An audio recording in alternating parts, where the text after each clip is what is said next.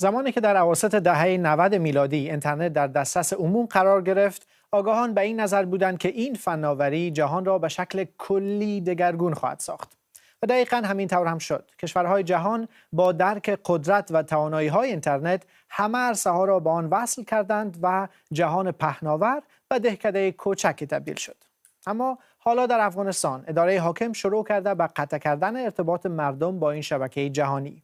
اینترنت فایبر نوری در 4 ولایت قندهار، بلخ، ارزگان و نیمروز قطع شده. شرکت‌های مخابراتی اعلام کردند که این اقدام به دستور رهبر طالبان صورت گرفته. مشتری گرامی، بنابر هدایت مقام محترم ولایت بلخ تا اطلاع سندی دسترسی به اینترنت در تمامی شرکت‌های خدمات اینترنتی در مزار شریف موقتا متوقف گردیده است. به محض صدور اجازه اینترنت شما مجددا فعال خواهد شد. منابع آگاه میگویند ممکن است این اقدام بخشی از روند گسترده‌تر قطع اینترنت پرسرعت در تمام افغانستان باشد و این در حالی که شمار استفاده کنندگان اینترنت در افغانستان در سالهای اخیر متواتر رو به افزایش بوده. در شروع سال روان میلادی آمار کاربران اینترنت بیش از 13 میلیون نفر بوده که این حدود 1/3 جمعیت افغانستان است. شمار استفاده کنندگان اینترنت در مقایسه با سال قبل میلادی 6% افزایش یافته. رسانه‌های اجتماعی برای خیلی‌ها مکان اصلی سرگرمی و راه مهم ارتباطی با دوستان و خانواده است. در افغانستان بیش از 4 میلیون نفر از رسانه‌های اجتماعی همچون فیسبوک، اینستاگرام و تیک تاک استفاده می‌کنند. اگر طالبان این روند را ادامه دهد، میلیون‌ها نفر دیگر از دسترسی به اینترنت محروم خواهند شد.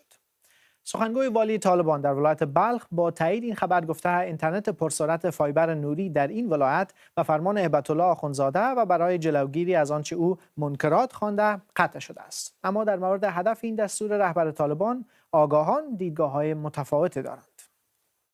چون هر قدر سرعت اینترنت و آگاهی مردم بیشتر باشه، اما قدر سرعت حاکمیت گروه طالبان کمتر میشه. مردم آگاه، مردم باسواد، زن و مرد باسواد هیچ وقت غلامی و بردگی را نمیپذیرند و هر قدر که مردم آگاه باشه کورکورانه نمیرن.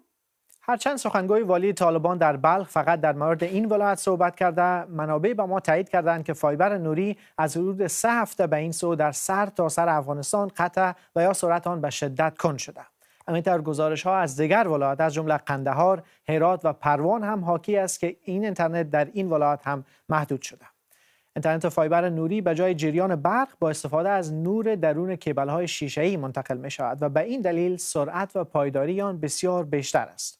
فرمان رهبر طالبان برای افغانستان بحران زده پیامدهای اقتصادی و اجتماعی سنگینی خواهد داشت. با قطع اینترنت فایبر نوری، کاربران در خانه‌ها، دفاتر و شرکت‌ها دیگر نمی‌توانند از اینترنت پرسرعت استفاده کنند و تنها اینترنت موبایل با سرعت پایین باقی می‌ماند. از سوی دیگر این باعث می‌شود کسب و کارها، خدمات دولتی آنلاین، بانک‌ها و آموزش و کار از راه دور بخصوص برای زنان دچار مشکل شوند. با این کار اینا تلاش دارن. تنها راه ممکنه که برای آموزش و پرورش زنان باقی مانده که او هم آموزش آنلاین است، او را هم بند بکنن تا اینکه دسترسی ایقش و اطلاعات و آگاهی و دانش کمتر شود و حتی وقتی که اینترنت پرسرعت در افغانستان وجود داشته باشه، دسترسی به شبکه‌های اجتماعی و منابع علمی وجود داشته باشه، این کنترل طالبان به ذهن مردم و بدن مردم کمتر می‌سازن.